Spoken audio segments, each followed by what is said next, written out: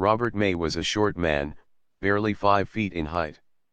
He was born in the early part of the last century, that is to say, the 1900s.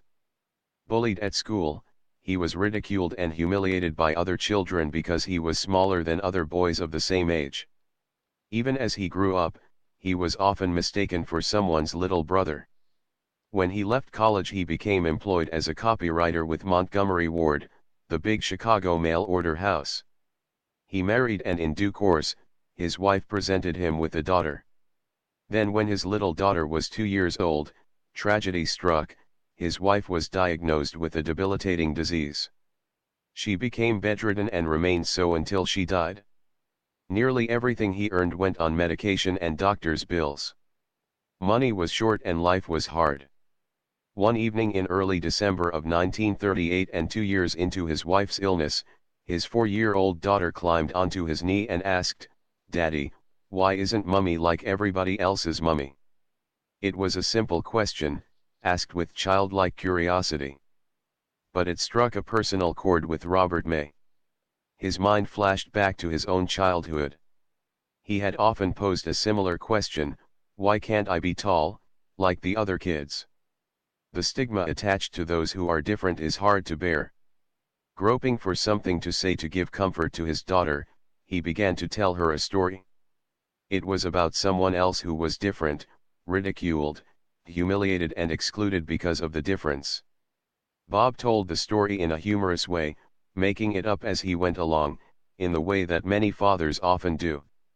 His daughter laughed, giggled, and clapped her hands as the misfit finally triumphed at the end. She then made him start all over again from the beginning, and every night after that he had to repeat the story before she would go to sleep. Because he had no money for fancy presents, Robert decided that he would put the story into book form. He had some artistic talent and he created illustrations. This was to be his daughter's Christmas present. The book of the story that she loved so much. He converted the story into a poem. On the night before Christmas Eve, he was persuaded to attend his office Christmas party. He took the poem along and showed it to a colleague. The colleague was impressed and insisted that Robert read his poem aloud to everyone else at the party. Somewhat embarrassed by the attention, he took the small handwritten volume from his pocket and began to read.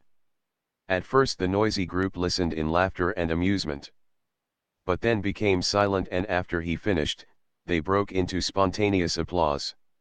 Later, and feeling quite pleased with himself, he went home, wrapped the book in Christmas wrapping and placed it under the modest Christmas tree. To say that his daughter was pleased with her present would be an understatement. She loved it. When Robert returned to work after the holiday, he was summoned to the office of his head of department. He wanted to talk to Bob about his poem. It seemed that word had got out about his reading at the Christmas party. The head of marketing was looking for a promotional tool and wondered if Robert would be interested in having his poem published. The following year, 1939, printed copies of the book were given to every child who visited the department stores of Montgomery Ward, and it eventually became an international bestseller, making Robert a rich man. His wife had unfortunately died during this time, but he was able to move from the small apartment and buy a big house. He was at last able to provide handsomely for his growing daughter. The story is not quite over. In 1947, songwriter Johnny Marks used the theme of Robert's poem for a song. He showed the song to a famous film star of the day, Gene Autry, the singing cowboy. Autry recorded the song and it became a worldwide #1 hit. You may just remember it. The first line goes, "Rudolph the red-nosed reindeer had a very shiny nose."